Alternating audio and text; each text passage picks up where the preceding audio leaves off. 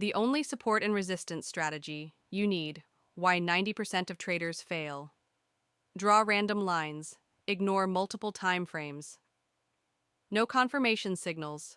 Most traders fail because they draw support and resistance lines randomly without understanding the psychology behind these levels. They ignore multiple time frames and enter trades without proper confirmation. What is support? A price level where buying interest emerges. What is resistance?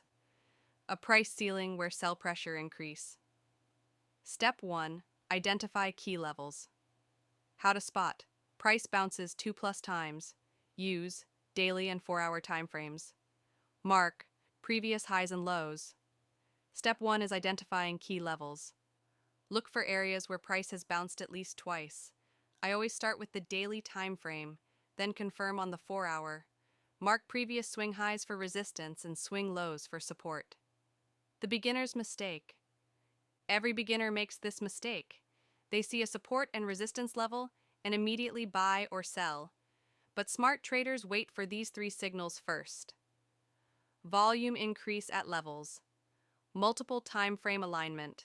Candlestick patterns or RSI divergence. Avoid these deadly mistakes. Trading weak levels, only one touch.